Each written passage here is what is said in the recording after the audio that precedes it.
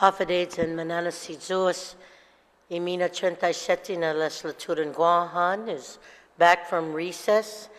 Colleagues, when we last left, we had completed the previous bill, so we are now on bill number 182-37 COR, is authored by Senator Sabina Flores Perez, and at this time I will acknowledge her for the proceeding. You are recognized. Thank you, Madam Speaker, morning. and good morning to my colleagues. I move to place substitute bill 182-37 COR as amended by the committee and further substituted onto the floor session agenda.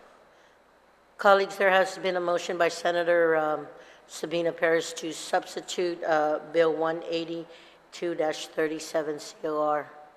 Are there any objections? Seeing or hearing none. Motion carries. Senator Perez, you are recognized. Thank you, Madam Speaker. I move to place bill number 182-37 as amended and further substitute on the floor into the third reading file, and I wish to discuss. Please proceed, Senator Perez. Thank you. Thank you. Bill 182-37 proposes to establish an ORDOT dump reserve fund relative to the landmark civil case in which the Supreme Court ruled that the U.S. government was a responsible party in the environmental contamination from the use of the ORDOT dump. Subsequently, the U.S. District Court and the District Court of Columbia adjudicated the partial settlement of $48.9 million to the government of Guam on September 25th, 2023. Of this $48.9 million, it is estimated that 20% will pay litigation cost, another amount to pay U.S. EPA administrative costs and other fees, with the remainder estimated to be approximately $27 million. In the November 2nd, 2023 Guam Solid Waste Authority informational hearing regarding the receivership and the settlement agreement, General Manager Irvin Slyke testified that in order to be RCRA, or Resource Conservation Recovery Act compliant for the post-closure financial process, Guam Solid Waste Authority would need to have reserve funds of $32 million by August 2026. Currently, the reserve fund is at $7 million, which would require Guam Solid Waste Authority to add a balloon payment of $26 million in order for the fund to be made whole by 2026. Additionally, General Manager Slyke testified that with the passage of this bill, it would eliminate $2 million of annual payments and the RCRA inflation adjustment payment of at least $1.4 million yearly. Thus, the annual savings of the $3 million could pay for the expansion of other things, such as the expansion at Luzon, improve operational capacity, and fund a customer assistance program. Without the passage of this bill, the rate hikes is expected to be almost double for the Guam Solid Waste customers. Additionally, Guam Solid Waste is working to end the partial receivership in which the receiver currently controls ORDOT post-closure maintenance and operations. Guam Solid Waste Authority testified that two key components are needed to end partial receivership. One is to satisfy the RCRA financial compliance of having $32 million in reserve for post-closure maintenance by August 2026, and two, demonstrating that Guam Solid Waste has the technical expertise necessary to take over the post-closure care of the ORDOT dump.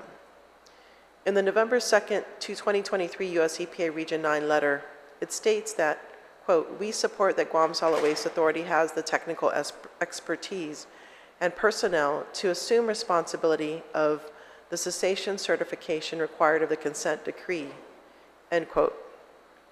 The letter further states that, quote, "The United States has indicated in the 5th Joint Report that the transition period should emphasize Guam Solid Waste Authority taking technical matters as soon as possible," end quote.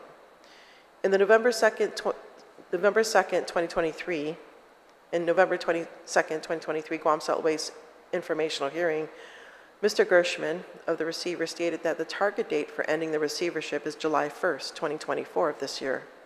However, the court would ultimately decide. Bill 182-37 is a critical component to ending partial receivership by demonstrating that Guam Solid Waste has the financial capability and to provide a savings of approximately $3 million annually that could pay for other operational needs. It is critical that we continue to support the progress that Guam Solid Waste has made at the helm of General Manager Slyke, Chairman Andrew Gell, and the Board of Directors, and the many employees of Guam Solid Waste who are on this mission to make Guam Solid Waste Authority gain autonomy by successfully operating sanitary landfill, complying with environmental regulations, and serving the disposal needs of our island. I ask for my colleagues' support in supporting the steady progress of Guam Solid Waste Authority. Thank you. Thank you, Senator Paris. Anyone wishing to speak on the main motion? Senator Tadegui, you are recognized. Good morning. Good morning, Madam Speaker, and good morning to my colleagues as well. I do have some questions for the author of the legislation, if she should yield. Yes, please go ahead and state your question. Thank you, Madam Speaker. The question I have is, in the letter from Director Sykes, he mentions that, in it, quote, "At this time, it is legally required that the trust must be made whole." You know, when he said that statement, it really didn't give a time frame. I mean, there's mention of time frames, but clearly in this sentence that he commented on, that it must be made whole. So once we receive this fund from the ward, it goes straight into what we would call a lockbox, because that's what we're creating here, a lockbox for GSWA to be able to utilize and cover whatever needs to be covered to make whole again. Or I guess there are stipulations in how the money is being spent. But the question is, again, is when he said that it must be made whole, or it is legally required that the trust fund must be made whole. So I just want to find out if that's, meaning once we get the money from there, it goes into account, it's got to be to the full. So it's Thank you, just a Senator question. Tadegui. Senator Paris, would you like to yield to that question? Yes, I do. So there's a couple of things. So yes, there was an estimated, so RCRA requires that whoever controls the post-closure has to have enough money to pay for the care. And so in 2021, they made an estimate based on inflation that there should be approximately, I believe, 32 million by the end of the consent decree, which is in August of 2026.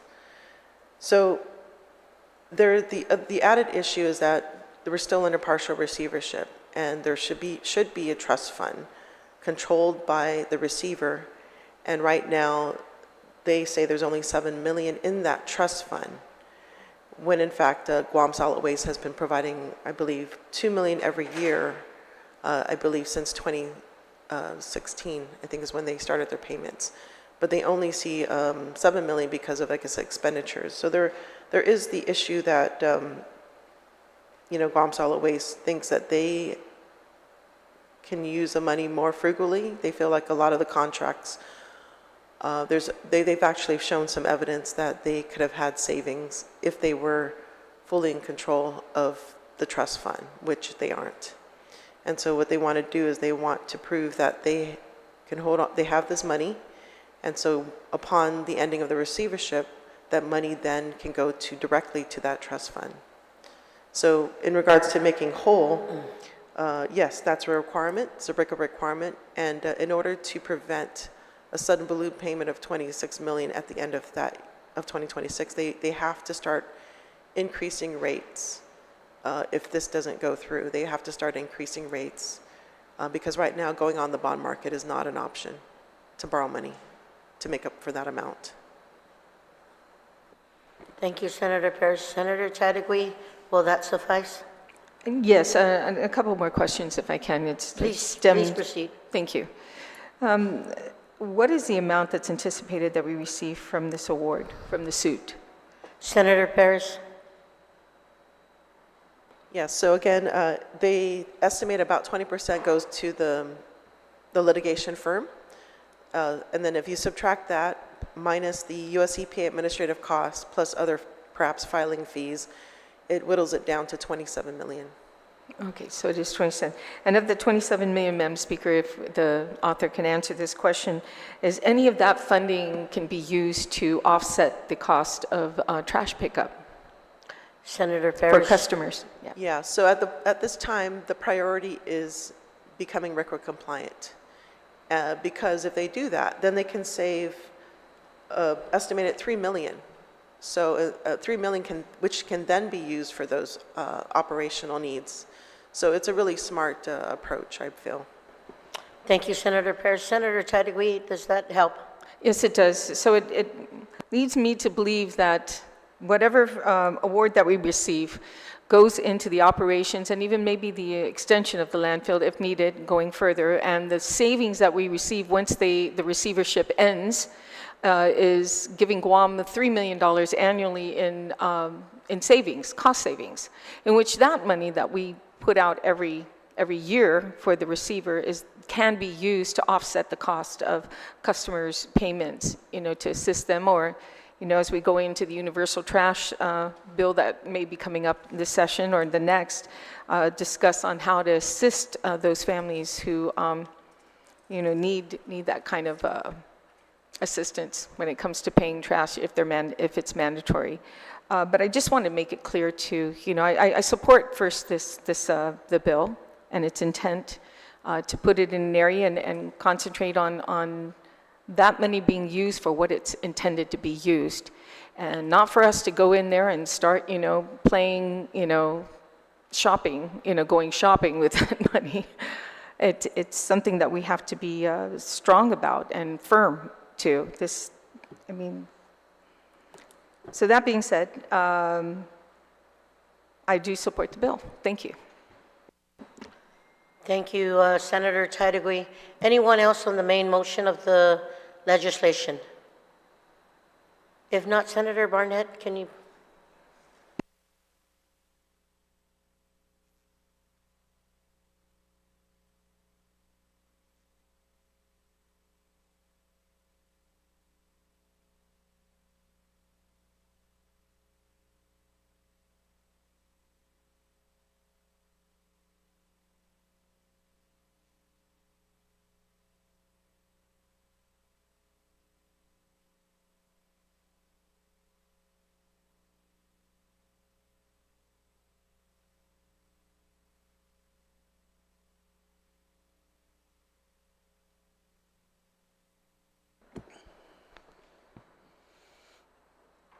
On the main motion, is there anyone who would like to be recognized? Vice Speaker, you're recognized. Sidzus Masi, Mr. Speaker, Manana Sidzus, thank you for allowing me to speak on this legislation bill 182-37 COR. Mr. Speaker, I do have an amendment, and this amendment is being proffered with the support and conversation with the Oversight Chair of OFB, Office of Finance and Budget, Senator Joseph Augustine. So if I may, I'm going to go ahead and read the amendment. It has been passed out. It's in the drive, and it's on page 2. To amend Section 51A1003 of the bill to read eligible expenditures.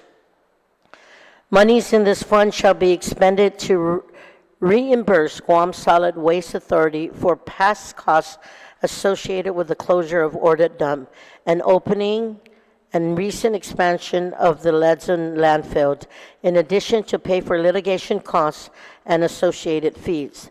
The sum of up to $15 million is hereby reserved and shall not be expended for any other expense, with the exception of the construction of a new landfill.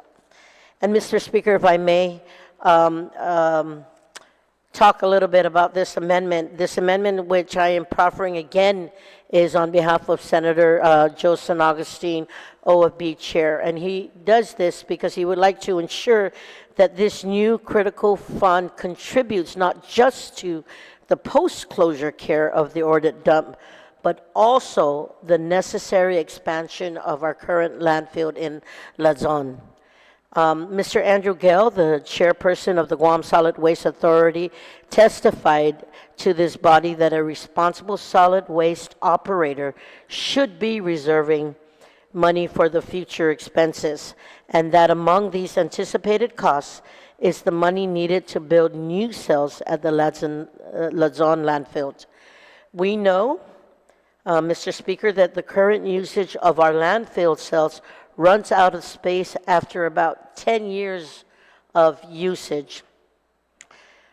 This amendment, Mr. Speaker, will ensure that the Guam Solid Waste Authority has a significant head start on how to fund the construction of the next needed cell at Luzon, and up to $15 million as proposed in this amendment, at the very least, will significantly decrease any debt this government takes on, and could, if supported along the way, lead to the next cell being built without any additional debt. Mr. Speaker, I will remind our colleagues that in a previous term, we authorized a $30 million bond to pay for the construction at Luzon. And while it was absolutely necessary, it resulted in a debt that took 12 years to repay, 2 years more than the possible life of the cell at Luzon. In a conversation between my office and the author of this bill, she expressed an understandable concern that a prescriptive amount may have unintended consequences when an analysis over the fiscal health of this fund is made.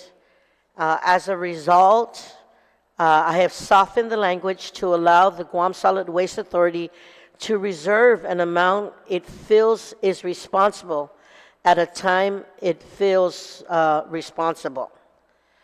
By using the words up to 15 million, I am confident that the Guam Solid Waste Authority will have the flexibility to plan for a new cell at Luzon without jeopardizing any determination from the receiver or court that this new fund is adequate and sustainable for the ordered dumps post-closure care. Mr. Speaker, I humbly ask my colleagues to support this proposal so that we may be able to better plan for the next cell we will need at the Luzon landfill. And Undunkel Nasizuos Masi, Mr. Speaker, for allowing me to share my thoughts on this amendment for our Office of Finance and Budget Chair, Senator Joe San Agustin, and myself. I really hope my colleagues share the same. Sana Masi. Sidus Masi, Vice Speaker. On the amendment, is there anybody Senator Brown, you're recognized.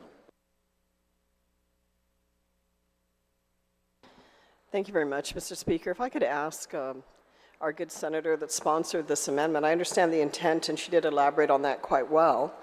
But do we have any idea what we're talking about in terms of reimbursing the Guam Solid Waste Authority for previous expenses? I understand the history of where we're at with regards to the closure of the ORDOT dump and the construction of the new landfill.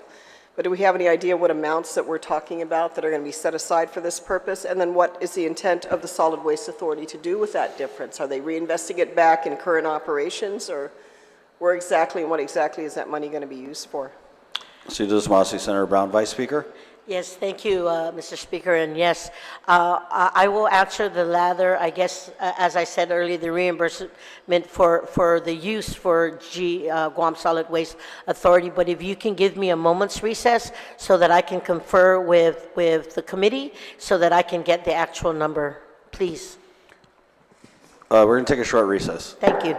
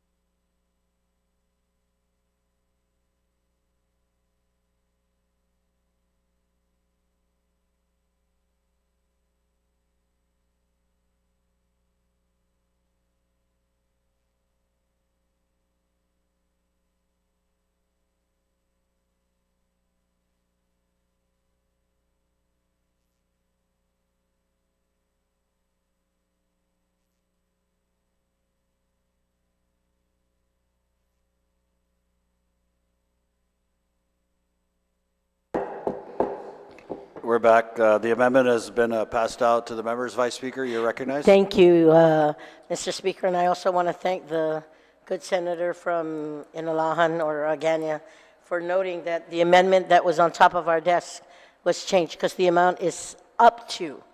That's the amendment that we're working on. So to answer the inquiry of the good senator from Pago Bay, Mr. Speaker, I want to say that this amendment would simply give a ceiling for the Guam Solid Waste Authority to reserve. It will not affect any of the reimbursement figure, and for the amount, based on the based on the calculation, there will be about 27 million left based on estimates of legal costs. But this amendment would not require Guam Solid Waste Authority to jeopardize the trust fund. That being said, there will be more funds coming in when we reach the final settlement. Mr. Speaker, more than anything, this amendment is a statement of legislative priority, and I think it is important for us to send a message that we want to help Guam Solid Waste Authority plan for the new cell we will eventually need. And I hope that answers the question, Mr. Speaker. Thank you. Thank you, Senator. Thank you, Vice Speaker. Senator Brown, you still have the floor. Thank you very much, Mr. Speaker, and I also appreciate the response of our good Vice Speaker. I just think it still doesn't give me quite a clear idea of exactly what the finances are and what the intention of Guam Solid Waste is with regards to these funds. How much are going to be, again, the reimbursement amount that says here is going to go back to the Solid Waste Authority for past cost. Of course, we're aware of those costs associated with the ORDOT dump. What is the amount? Do we know what that figure is? And then we reimburse Solid Waste Authority. What are they going to do with those funds? Are they going to pay it forward of existing obligations they have? We understand new cells have to be constructed. Where are we with that? Because I appreciate the fact and have no argument about setting aside the additional funds to address a new cell, because we know a new cell is needed at this time.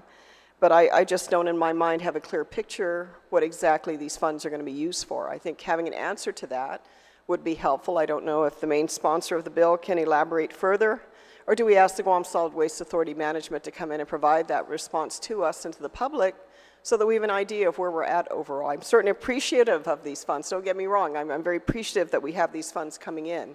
But I think I would like to have a clear picture of what exactly these monies are going to be used for and how we're moving forward from here before I vote on this. Thank you very much, Mr. Speaker. Thank you, Senator Brown. Are you asking the main sponsor of the bill to yield to your concerns? Are you? If the main sponsor is able to respond to my concerns, certainly I would be open to that. I think I'd like to get a good picture of what exactly we're doing with these type of amounts of money. Thank you, Senator Brown. Senator Perez, you're recognized. Thank you, Mr. Speaker. I do yield to the question, and so I would append the testimony. Actually, the testimony is in the committee report in regards to how Guam Solid Waste intends to utilize the money. So first and foremost, they are going to make the RCRA financial account whole. That is the critical thing right now, because right now they are short a roughly $26 million, and by 2026, they're going to have to make that whole. And even before that, they have to pay inflation cost as soon as the end of this month to the tune of over $1 million. And so they're on a mission. They are on a mission to make sure Guam Solid Waste Authority abides by these environmental regulations, which includes the financial requirement. So this is the first and foremost thing that they have in mind. And just also to note that this amendment is not to form, it's using the old version and not the substitute version. So it would have to be reformulated. But yes, that's the high thing and regarding that, so in answer to that question. Thank you, Senator Perez. Senator Brown, does that suffice? I will accept that response at this juncture. Appreciate it. Thank you very much, Mr. Speaker. Thank you, Senator Brown. On the amendment, is there anyone else who would like to speak on the amendment? Senator Fisher, you're recognized. Thank you, Mr. Speaker. I just want to make sure I understand the amendment. It says sum of up to $15 million. So that would the way this is written, there is a ceiling on the amount of money which can be set aside, but there is no floor. So the authority could put aside 1 penny, and that would meet the plain language of this amendment, but they cannot save more than $15 million. So $15 million and 1 cent would not be permissible. It seems to me that what we have done by saying up to $15 million is we have completely stripped out the fund, which is supposedly going to be used for the new landfill cell. Do I understand this amendment correctly? Could I ask the author? Thank you, Senator Fisher. Vice Speaker, would you yield to the concern expressed by Senator Fisher? As noted earlier, Mr. Speaker, it's just giving GSWA the flexibility and the authorization to work within and receiving the funds. So that's where I'm at with this. Does the answer satisfy your concern, Senator Fisher? Not entirely. My question was, is my understanding correct that the Solid Waste Authority need not set any money aside for the construction of a new landfill cell? Vice Speaker, do you yield to the question?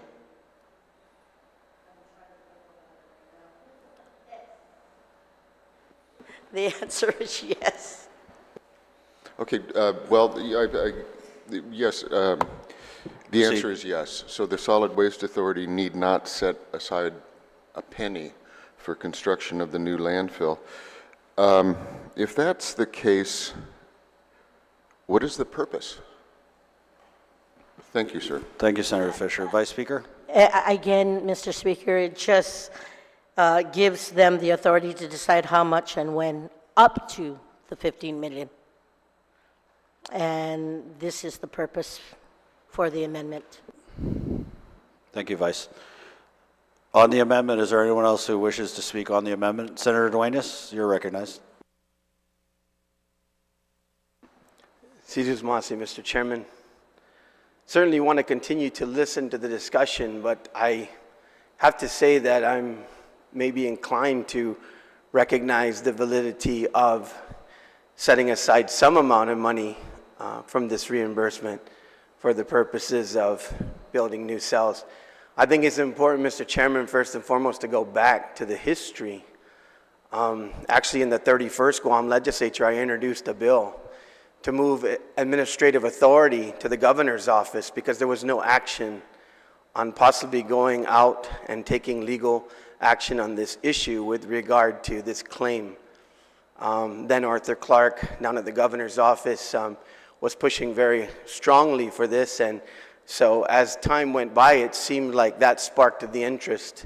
There was some thought in the legislature at the time that maybe this should always stay at the Attorney General's office to not mix up the issues of legal authority and the like. So at least it looks like it accomplished one of the main missions of then Governor Cowell, was to move forward and try to solve this issue, and eventually got taken up by the Attorney General. I just wanted to point out as well as I read the amendment, if we go to the original bill, when we use the operative terms of monies in the fund shall be expended to reimburse the Guam Solid Waste Authority for past costs associated with closure of OR dump, that is what's contained in the current bill as is written. So I think that's why the author yielded to the fact that this is the operative language already in the bill. This is not addition to and the substance of the up to 15 million. So I guess, like I said, I want to continue to listen to the discussion, but I think if we look at what happened that led to why we ended up being forced to, instead of taking our own action to build the landfill, was because of the fact that, well, not because of the fact, but what was happening at the time, obviously, was we had an environmental catastrophe on our hands. We were not doing anything at the time to mitigate the issue. We were simply operating a dump. And now we have a landfill. Now, for me, I hope someday we move beyond this building of cells. I think it's ridiculous, and we're continuing to really just dump in an area, but at least it's a landfill now. It's got the liner, it's got the protections, it's EPA approved. It's not everything and anything, just throwing into a hole next to a river that can pollute our water. But the fact remains that we're going to have to do this until we come up with another solution. I think that there's some prudence to this, and I also think it's not restrictive.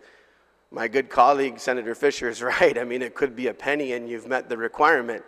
But the idea is there's a range of funding up to 15 million of this reimbursement to be used for what I think is one of the main priorities of the new operation of the current lead zone landfill. I don't look at this as anything frivolous. I don't look at this as anything buying, of equipment that maybe is not needed for expansion of the operation. I don't see it as anything other than the main fundamental mission of a landfill, which is to have an area for which you can place our refuse until we have a better solution. So I want to continue to listen to the argument, but I tend to think that there's some prudence here, and I tend to believe that because it's written in that manner of up to, that it's not restrictive and shouldn't disallow them from whatever they need to do to be able to get to that 3 million annually of reimbursement.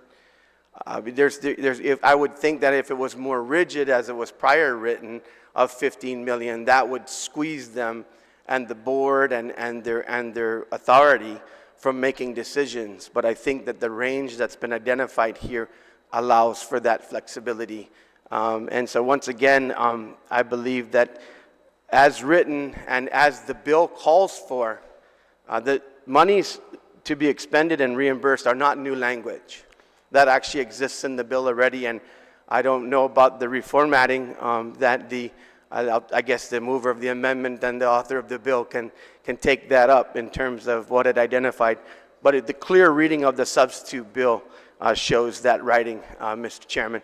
And so at this time, I want to continue to listen to the discussion, but I'm inclined to believe that that's an adequate priority to set aside monies going forward for new cells. Jesus Masi, Mr. Chairman. Jesus Masi, Senator Duenas. Senator Perez? Thank you, Mr. On the Chair. Just amendment? point of order, I think this amendment is out of order because it's based on an old version. So I can talk to the proffer, but I think this is out of order. Yeah. Let's take a moment's recess and sort that out.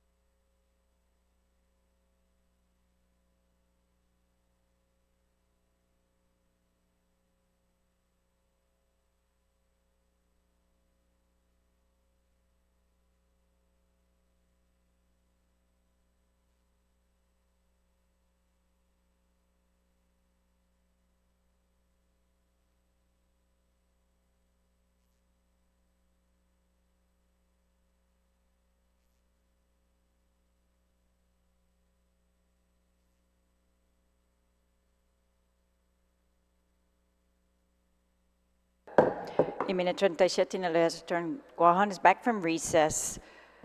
We left off on The amendment. Bill number 182-37, an amendment by Vice Speaker. Vice Speaker, Thank you're you. recognized. Thank you very much, Madam Speaker. And first of all, I want to thank the author for recognizing the discrepancy on the amendment. And I want to, at this time, Madam Speaker, to withdraw the present amendment and introduce another, the updated version based on the substituted version of the legislation that was introduced this morning. All right, there's a motion to withdraw the amendment. Is there any objection? Seeing no objection, motion carries. Vice So at Speaker, this you're time, Madam recognized. Speaker, the intent to, and my colleagues should have a hard copy on their tables, and it's also uploaded on the drive, and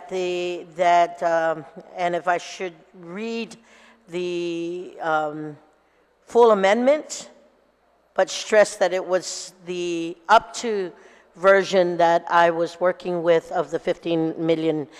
So page 2 to amend section 51A1003 of the bill to read, monies in the fund shall be expended to reimburse Guam Solid Waste Authority for costs associated with the closure and maintenance of the ordered dump and the opening of the recent expansion of the Luzon landfill. Eligible expenditures shall include but are not limited to expenses of monitoring, testing, ensuring compliance with applicable permits and laws, litigation fees and costs, consultant fees and costs to ensure compliance with the applicable permits. The sum of up to $50 million is hereby reserved and shall not be expended for any other expense with the exception of the construction of the new landfill cell. Again, Madam Speaker, wanting to thank the author of the legislation for recognizing the discrepancy and thank legal for making the necessary changes and formatting properly. So I really hope, again, that my colleagues will help support this effort on this measure, again, allowing Guam Solid Waste Authority the flexibility for the funding. Thank you. Thank you, Vice Speaker. We're going to have to take a 1-minute recess again for audio to reset. They're having some technical difficulties. 1-minute recess.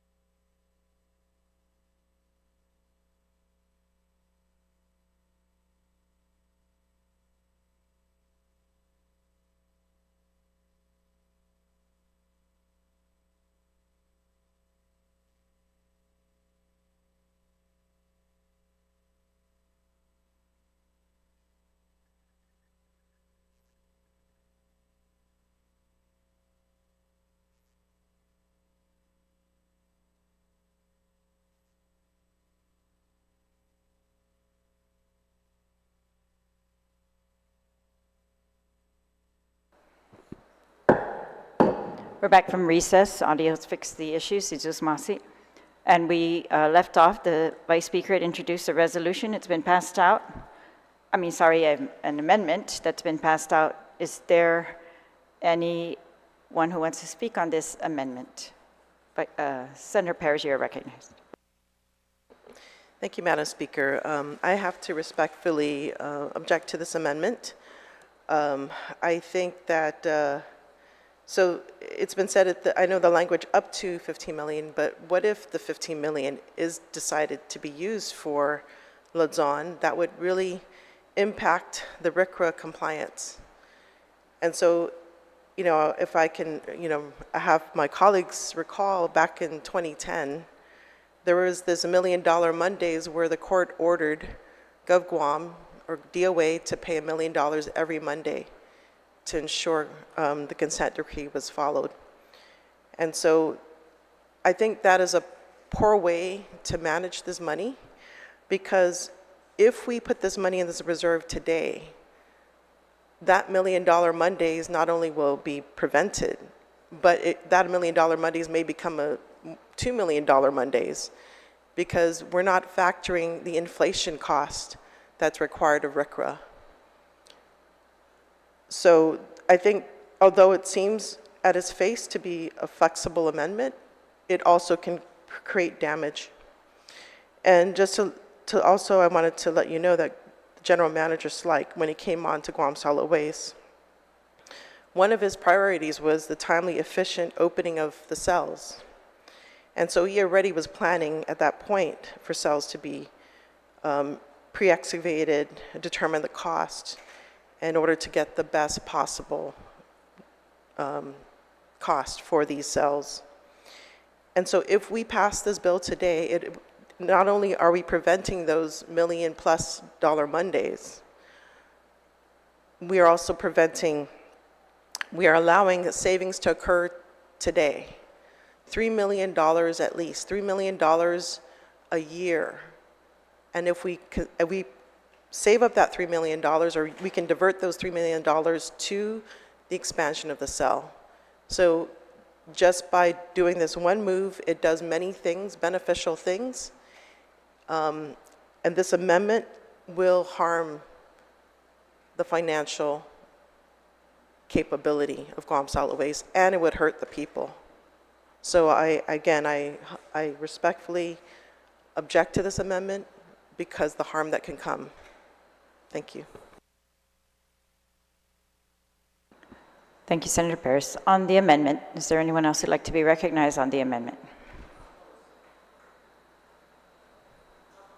On the amendment, Senator Taitagua, you're recognized. Thank you, Madam Speaker. Actually, Senator Perez brought up the $1 Million Monday, which I know that lasted only for about a month. I remember that scenario. In fact, I was in the 30th Guam Legislature when the whole dissent decree came about, and the, being turned over to the federal government and requiring us to pay exorbitant amounts of money, to comply with. And we've come this far. And a lot of it was because we stayed out of it. Whenever the Guam Solid Waste or anything that was needed, they would come to this body requesting for it and giving us justification. And we would listen to what they had to say. Now we have this new general manager who's made great strides, actually, trying to keep everything in order, trying to keep the cost of our tipping costs down. And I just don't see us, dangling a carrot in front of his face, giving him that authority to be able to put some money aside and jeopardize the possibility of raising our tipping fees, because we have to make up for the money that we are falling short. It's already proven that we are falling short on being able to fill the RCRA. Is that how they pronounce it, the RCA, or, account. So I too respectfully object. I think the legislature needs to stand back and just allow them to do their job, and then if time comes and we have to build a new cell, which I agree with the Vice Speaker on the author of the amendment that it's going to come time very soon, and we don't want to be in that predicament. But at this time, there's no need to be dangling a carrot, for someone to attach to or give them the, what's the word? Well, we shouldn't give them the option right now unless they come in front of us to explain why they need it. So Objection to this amendment, as it will prevent the full funding of the RCRA Trust Fund. The final settlement can be used for that. If we don't fund the RCRA Trust Fund, Guam Solid Waste will need to raise rates over $40 a month to raise the money for the RCRA Trust Fund. And that's because there's simply not enough money to pay for this, what this amendment proffers, and to meet the RCRA Trust Fund requirement. So I would just caution against support of this amendment, Madam Speaker. Si Justice Masi.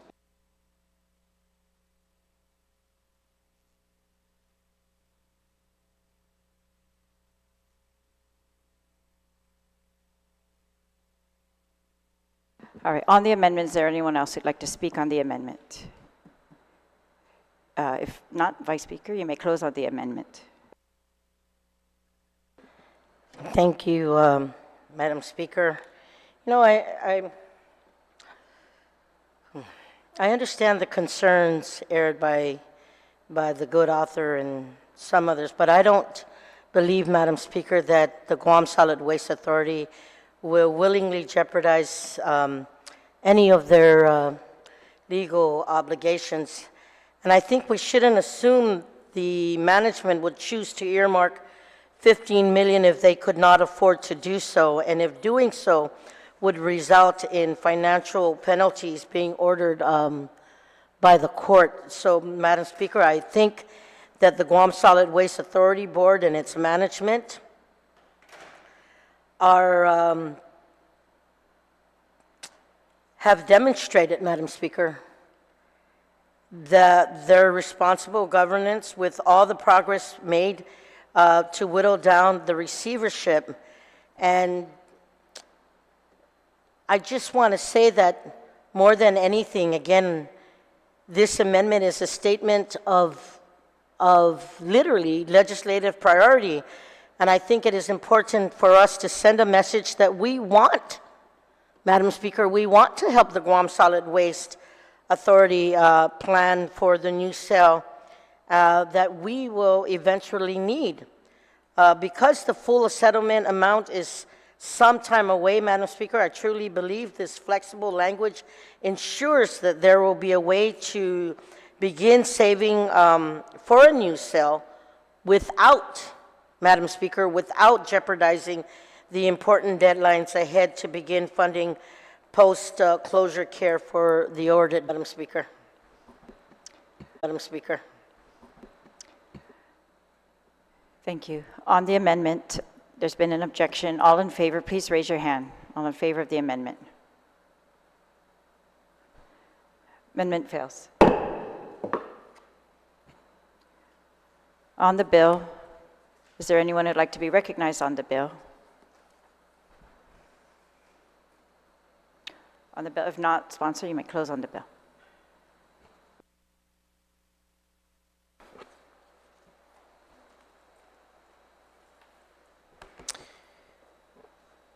Yeah, I want to thank my colleagues for this lively debate, and I think it's really critical that we support Guam Solid Waste Authority at this juncture. They've done so much since the partial receivership, the start of their ending of the receivership, and they are on good footing towards the target date, which was stated at one of the informational hearings to end the receivership on July 1st, of this year, in fact. So they have shown to US EPA, in which they produced a letter stating that Guam Solid Waste Authority has a technical expertise and personnel that's required for the post-closure care of ORDOT dump. The one critical component remaining is this financial requirement, which is to have $32 million in a trust fund to ensure the money's available for the continued care of ORDOT dump. And so this is the priority that the general manager, together with the board of directors, have made it their mission to do this, to make sure that this account is made whole. And by doing so, it prevents having to pay additional fees, inflationary costs, and those costs can then be directed as to other needs of the agency. So this is a wise investment. This is a wise move in policy for this body to support. Otherwise, we might face rate increases for all ratepayers. We might face these $1 million, $2 million Mondays for the whole year to make this account whole. So really, it's important that we support this. It is a smart financial move. It's a smart policy. And I humbly ask for my colleagues' support. Thank you. And I'd like to move Bill 182-37 as amended and further substituted onto the voting file. All right, on that motion, is there any objection? Seeing no objection, motion carries.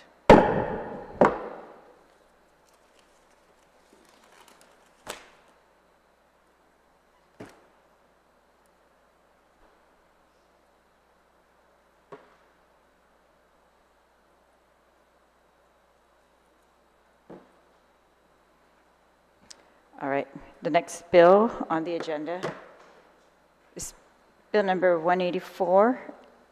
We're going to recess, we'll recess until 2 p.m. today. All right, so recess until 2 p.m.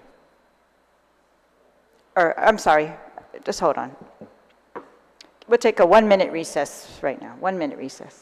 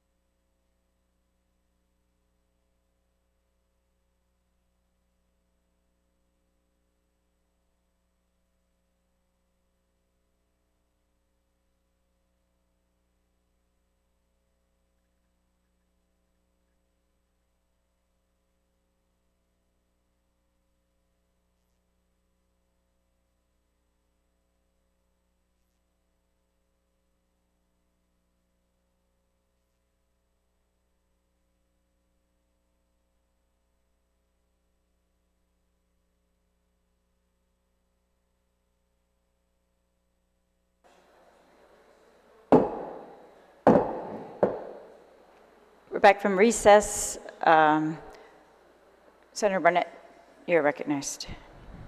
Thank you, Madam Speaker. I'd like to make a motion that we move Bill 188-37 up in front of Bill 184 and 185. On that motion, Notwithstanding the rules, of course. Yes, there, on that notwithstanding motion, is there any objection? Seeing no objection, motion carries. So we are now on Bill number 188-37 COR. Senator Taitagui, you are recognized.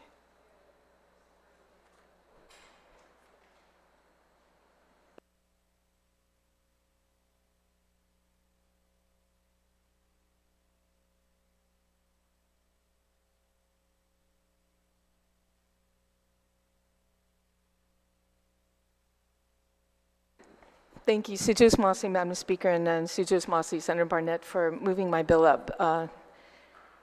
So good morning again to Madam Speaker and to my colleagues. I'd like to move to place Bill 188-37 COR, which is an act to authorize the Guam Police Department to use the unexpended balance of the appropriation authorized by Section 2 of Public Law 35-22 for the purpose of procuring audiovisual recording equipment to be used during interviews conducted by GPD personnel, introduced by myself, Senator Chris Barnett, Senator Joanne Brown, Senator Chris Duenas, Senator Jesse Lujan, Senator Frank Blas Jr., and Senator Will Parkinson onto the third reading file and provide brief remarks. Please proceed. Thank you, Madam Speaker. Madam Speaker, on May 22nd, 2019, Bill 132-35 became Public Law 35-22, which provided $200,000 to purchase, operate, and maintain security cameras and related equipment in public areas. On December 26, 2019, I sent a letter to the Chief of Police requesting for any information that may be available regarding efforts GPD has made since the enactment of Public Law 35-22. Unfortunately, by the time the Chief got back to me, we were dealing with the first effects of COVID, and any efforts was put on hold. Later, I was told an RFP had gone out for the cameras, but there were no takers. Knowing how helpful security cameras are, particularly to the women and men of GPD who put their lives on the line, and most recently, how cameras have played an important role in the recent capturing of the unfortunate fatal robbery that took place in Tumon. Cameras no doubt will assist where manpower is lacking. However, the cost associated with the intent of Public Law 35-22 has substantially increased.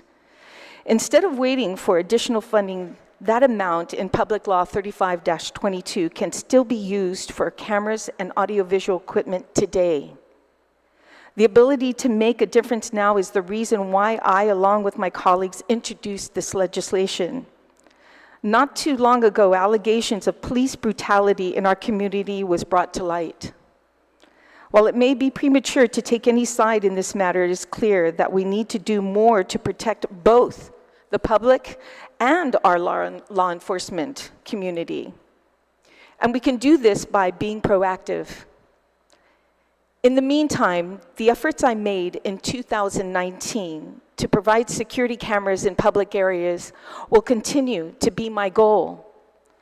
I've spoken with GVB and the Lieutenant Governor, who has shared with me he has found funding that will help to provide security cameras in areas in which I had first advocated for in 2019. Bill 188-35 uses the unexpended funds appropriated in Public Law 35-22 to purchase and install audiovisual equipment in police precincts identified by GPD. I believe this will go a long way in helping to protect everyone's best interest, both our public and our police force. GPD assured me the cost is enough at this time. I thank you, Madam Speaker, for the opportunity and look forward to any comments, suggestions, and questions my colleagues may have. Sujus Masi. Sujus Masi, Senator Taitagui. On the bill, is there anyone who'd like to speak on the bill?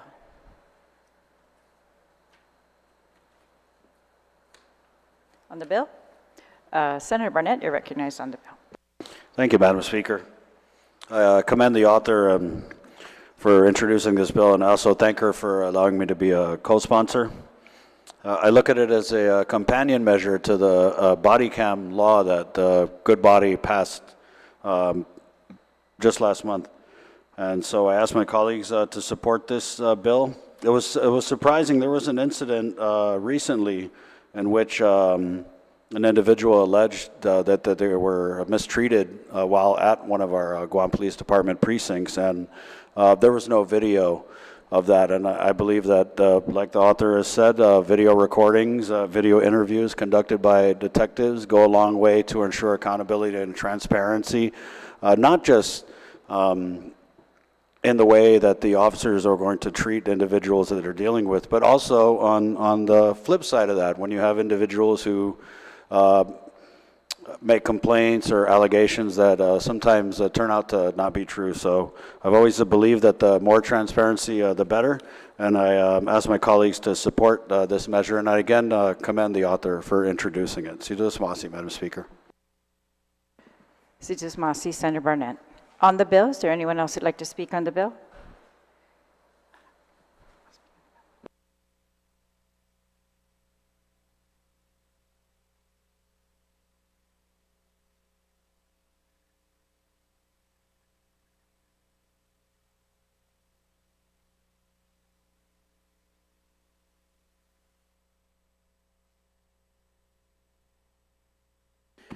On the bill, is there anyone who would like to speak on the bill? Speaker Terlahi, you're recognized. Sidus Masi, and I'd like to rise in support of this bill and thank the sponsors for the work on it. They found funding for recording of interviews at every precinct, or I'm not sure how far this will go, but at least for some of the precincts, which according to the Chief of Police, there are none. They have 2 recording systems, and as of November 2023, one was at the investigation offices in Tizen, and the other one was located at the Domestic Assault Response Team, or the DART offices, and that's it. So for every other precinct, that's 24/7, where they are bringing people in, doing interviews, and there are no recording equipment. So this is going to help, I'm sure. It's going to help our entire community. It helps GPD in their investigations. It helps prosecution in their prosecution, and it's going to help the public as well, because these interviews will be recorded, and if there are any allegations of improper conduct, that those can easily be investigated. So I want to commend the author for finding this funding at the balance of the funds, and it looks like it will be sufficient for at least some equipment. And so I look forward to this being implemented at the police precincts. So Sidus Masi to the sponsor and to the other sponsors of this bill. Sidus Masi, Madam Speaker. Is there anyone else on the bill, on the main motion?